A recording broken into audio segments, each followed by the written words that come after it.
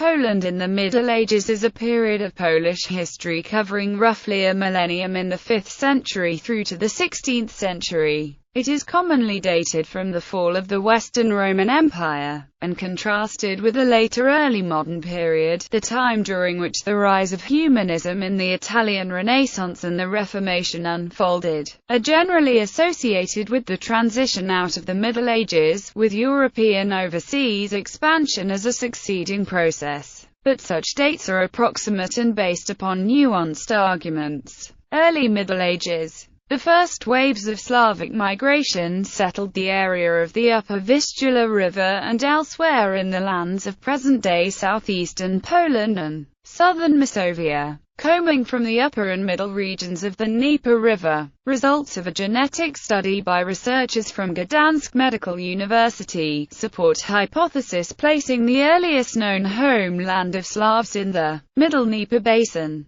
The West Slavs came primarily from the more western early Slavic branch called the Sklavna by the Byzantine historian Jordanes Ingetica, the eastern branch being the Antes. The Slavs had first migrated into Poland in the second half of the 5th century, some half-century after these territories had been vacated by Germanic tribes. According to the references given in this and Poland in the Early Middle Ages article, many scholars now believe that the Slavic tribes had not been present in Poland before the earliest medieval period, though the opposite view, predominant in Polish prehistory and proto-history in the past, is still represented. From there, over the 6th century, the new population dispersed north and west. The Slavs lived mostly by cultivating crops but also engaged in hunting and gathering. Their migrations took place while Eastern and Central Europe were being invaded from the east by waves of peoples and armies such as the Huns,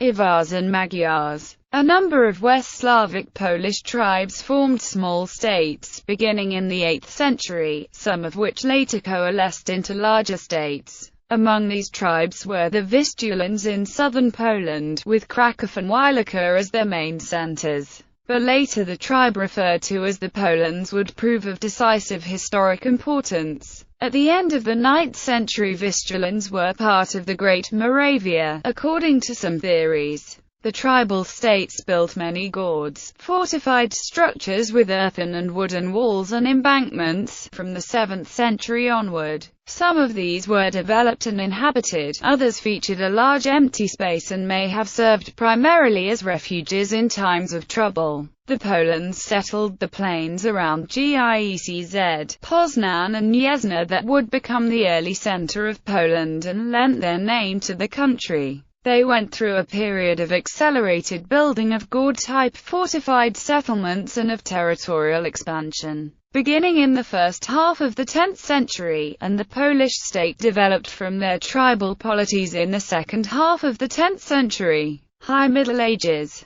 The historically recorded Polish state begins with the rule of Mieszko I of the Piast dynasty in the second half of the 10th century. Mieszko chose to be baptized in the Western Latin Rite in 966. Following its emergence, the Polish nation was led by a series of rulers who converted the population to Christianity, created a strong kingdom and integrated Poland into the European culture. Mieszko's son Bolesław I Probry established a Polish church province, pursued territorial conquests and was officially crowned, becoming the first king of Poland. This was followed by a collapse of the monarchy and restoration under Casimir I.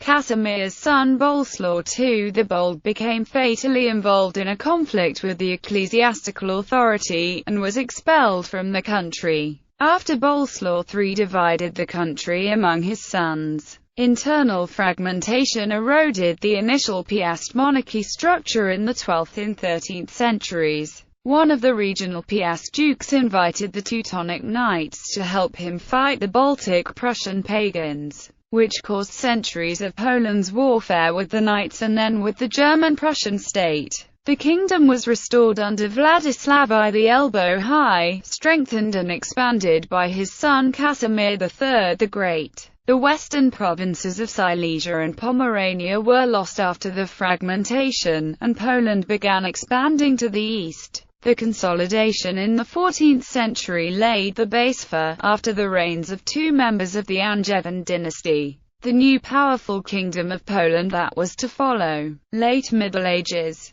Beginning with the Lithuanian Grand Duke Jogaila, the Jagiellon dynasty formed the Polish-Lithuanian Union. The partnership brought vast Lithuania-controlled Rus areas into Poland's sphere of influence and proved beneficial for the Poles and Lithuanians, who coexisted and cooperated in one of the largest political entities in Europe for the next 4 centuries. In the Baltic Sea region, Poland's struggle with the Teutonic Knights continued and included the milestone Peace of Thorn under King Casimir IV Jagiellon. The treaty created the future Duchy of Prussia. In the south, Poland confronted the Ottoman Empire and the Crimean Tatars, and in the east helped Lithuania fight the Grand Duchy of Moscow. Poland was developing as a feudal state, with predominantly agricultural economy and an increasingly dominant landed nobility component. The Nihil Novi Act adopted by the Polish Sejm in 1505 transferred most of the legislative power from the monarch to the Sejm. This event marked the beginning of the period known as Golden Liberty, when the state was ruled by the free and equal Polish nobility. Protestant Reformation movements made deep inroads into the Polish Christianity, which resulted in unique at that time in Europe policies of religious tolerance.